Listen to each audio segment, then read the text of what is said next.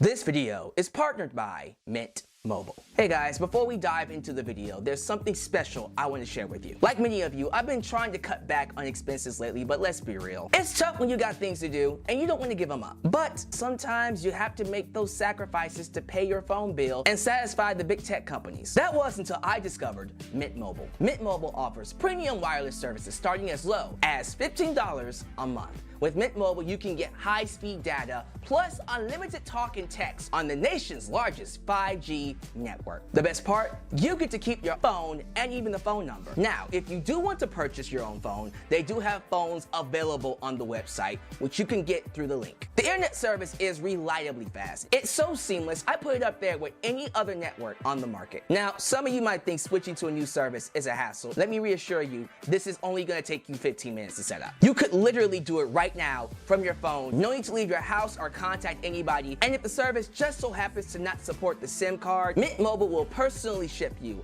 a SIM card for free. As a sweet bonus, if you sign up before May 31st, 2024, you'll also get a 6-month subscription to Paramount Plus on Mint. So if you're like me and you want to save a little bit of money without sacrificing anything, use the link trymintmobile.com/justalyx and start your wireless plan today as low as $15 a month. Don't lose out on this opportunity. Start saving money by switching to Mint Mobile today.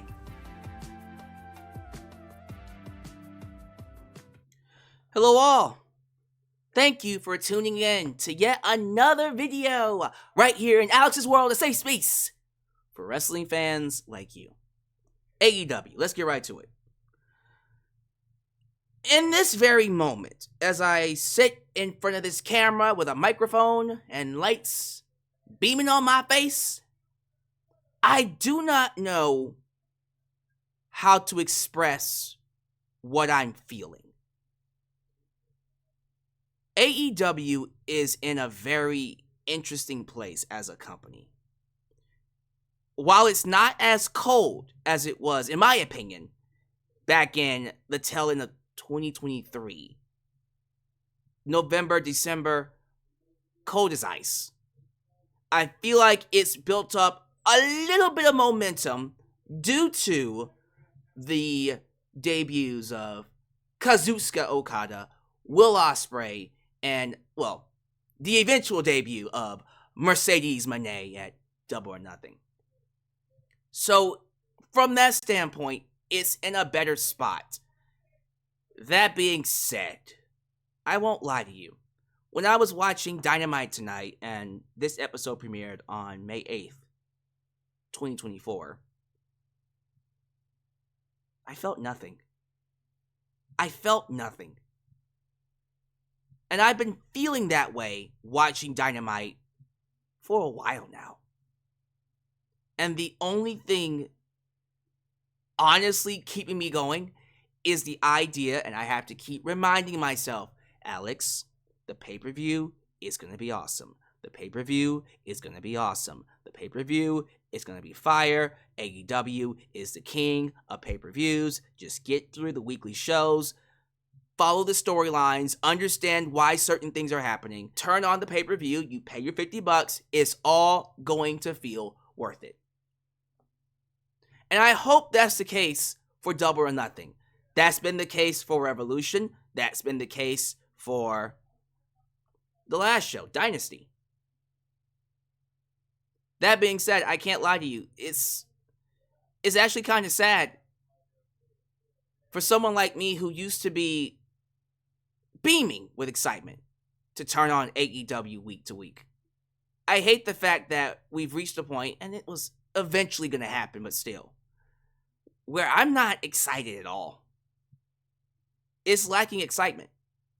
Now, does that mean the show is bad? I won't even say it's bad. I thought, especially tonight, stories were told, good wrestling, up and down the card, not a bad match in sight. Even the Harley Cameron versus Mariah May match, which I thought was gonna be, it wasn't bad. But again, the excitement is not there. Things are happening. I think Tonight we had Swerve and Christian with the Mogul Embassy turning on Swerve. I'm assuming they were paid off by Christian and or the EVPs. Kind of out of nowhere, but that's where we are with AEW right now. Things are just happening. Will it make sense over time? They could always make it make sense over time. The stuff with Mercedes Moné and Willow Nightingale, there was a hashtag trending on Twitter today, X, Twitter, I don't care what you call it, that said Willow Mercedes main event. And I thought to myself, you know what? With the way things are, sure.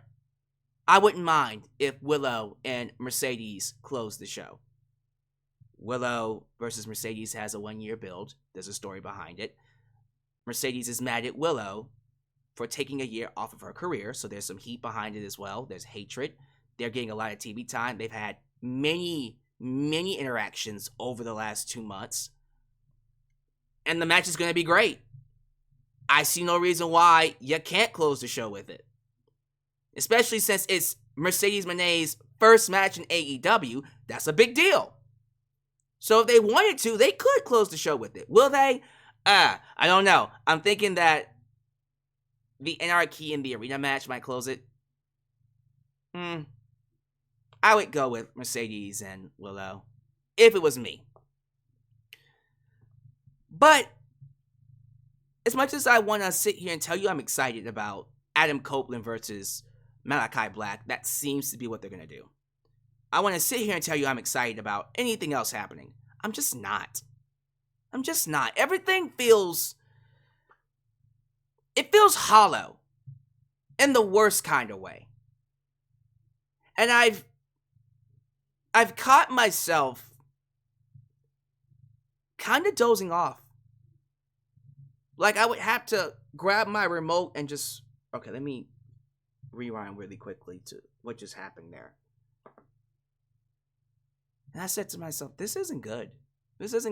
And this is around the time when WWE hits their cold period or a lull during their usual season. And that happens every year for WWE.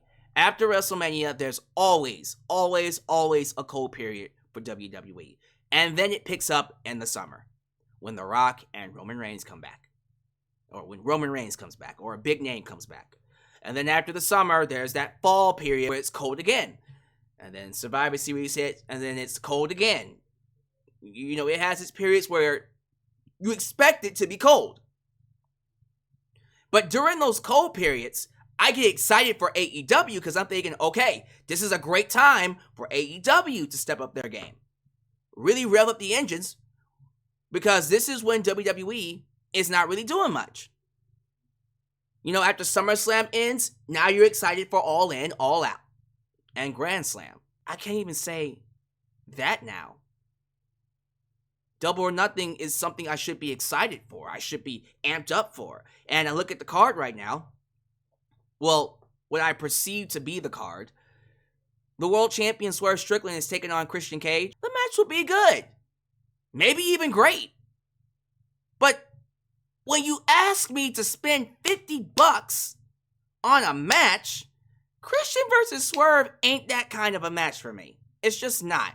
Now, Swerve versus Hangman Page, all day, every day. Swerve versus Joe Part 2, all day, every day. Swerve versus Will Ospreay, my goodness, that's an all-in main event, all day, every day. Swerve versus, my goodness, I'd be here all day.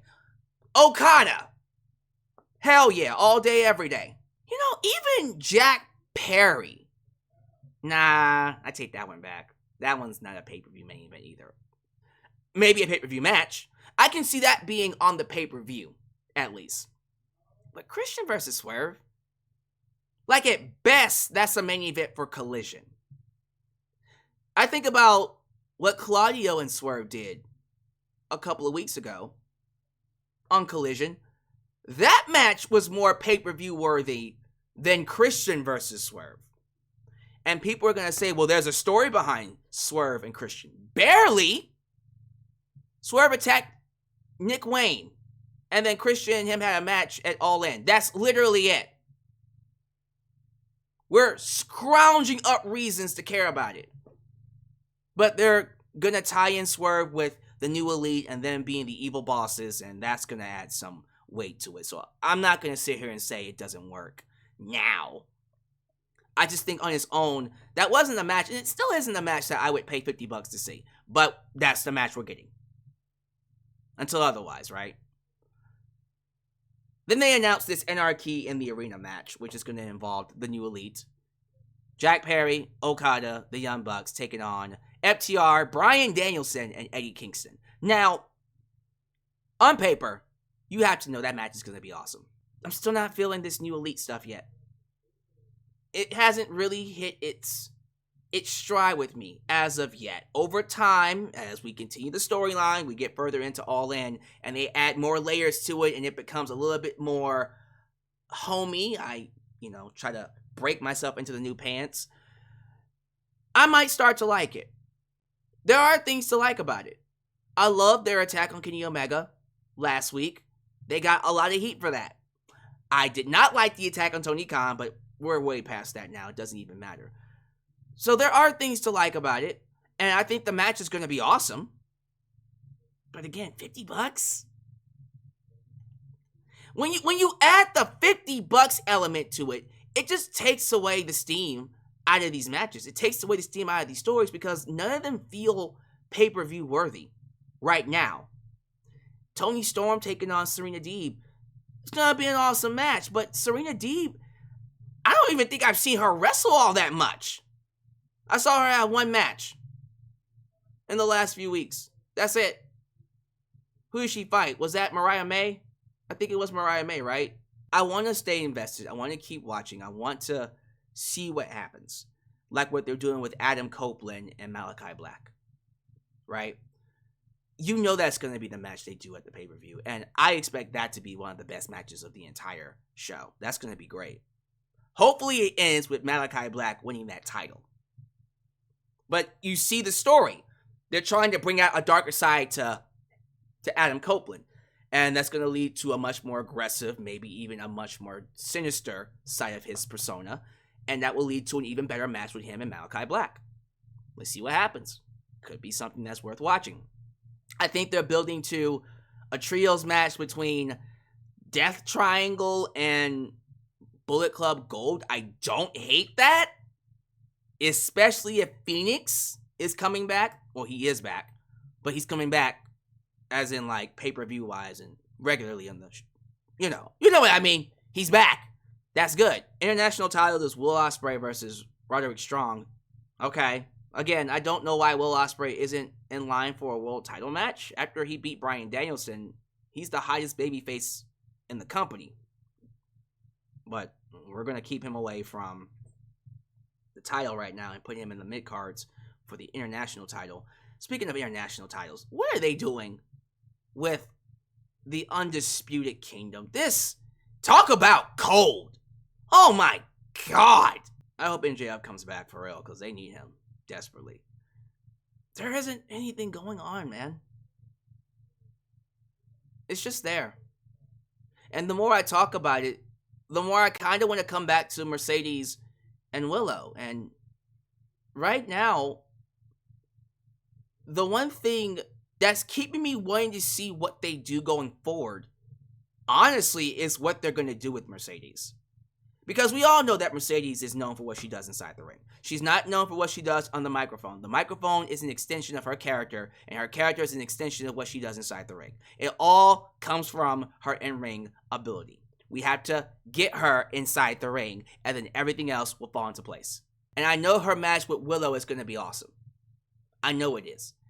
I just feel like, for me right now, we're missing out on a lot with her, and she doesn't feel as important because she's not wrestling.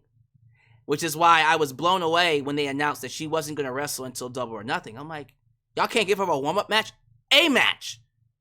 It doesn't even have to be a championship match. Just put her against Sky Blue. Throw her in there against Harley Cameron. Apparently Harley's good. Throw her in there with Saraya. Saraya's not doing nothing. Give her a match. Something. By the way, who attacked her? Did they even reveal who attacked her? Are we just going to drop that storyline? Okay. Maybe that'll lead to something. I want to get invested. I want to be excited. I'm just not. I'm just not. I'm going to hold out hope that the pay-per-view is going to be fire. That's all I got. That's all I got left. AEW, all you got are your pay-per-views. Because your weekly shows aren't doing it no more. I don't know what the hell happened. It just fell off. And it feels like they don't know what to do to get back there. We have serialized storytelling with the New Elite. That's something, but the storyline itself ain't all that. And I'm not going to pretend that it is. But we still have good wrestling. I don't think things are going to be this cold going forward. I think eventually AEW will find its stride again. I just hope it's soon. Cause Jesus Christ. This is rough.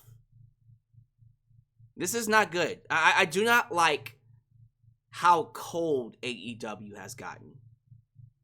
And it's almost become a meme to the point where people are now making fun of the fact that no one watches AEW. No one cares about AEW. And that shouldn't be the case. That's not okay. So I will continue to talk about it. I'll continue to mention the stuff that I like, but I'm also going to be honest. I don't think it's all that great right now. I think a lot of the stuff is just kind of there. It's not generating any kind of heat, no buzz. And then the only thing that's keeping things going, sadly enough, this New Elite storyline that they got with the Young Bucks, Okada, and Jack Perry, doesn't really have a direction right now. It just seems to be there. Things just seem to be happening. I like that we're getting Swerve Strickland involved. Don't know why the Mogul Embassy turned on him. Again, it could just be that the Young Bucks paid them off. We'll see. But then it's like, but you turned on a world champion. Y'all had the belt. Swerve was successful. He also showed you nothing but respect. But again, they got paid off, so they're just assholes, right? Okay. We'll see. We'll see what they do with that. The pay-per-view is gonna be awesome. Britt Baker could be coming back soon. Jamie Hayter could be coming back soon. Many other people could be coming back soon. MJF is healing up. Eventually, he'll come back. When all the pieces fall back into place, maybe I can see AEW being hot again. But getting there.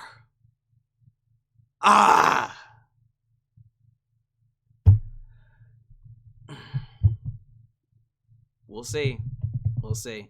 Yeah, I guess that's my thoughts on AEW, the state of AEW right now. I guess that's what we're going to title the video, the state of AEW currently. Sure. There you go. Hopefully you like it.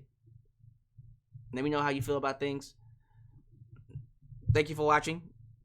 YouTube things, Facebook, Twitter, Instagram, TikTok. Like the video, subscribe. Click the bell. Catch all my content when it comes out. Leave a comment. And Mint Mobile. Subscribe to Mint Mobile. Get you a phone plan right now for $15 a month. Cheap, but guess what? The quality doesn't suffer. It's just great service for less money. Check it out. Thank you all for watching, and hopefully AEW gets better, because we all want it to. We all want it to be good. The wrestling business needs AEW to be at its best. But till then, I'll be here talking about it regardless. So this is Alyx, just Alyx, signing out right here in Alyx's world, the place that is, was, and forever will be a safe space for wrestling fans like you. When you're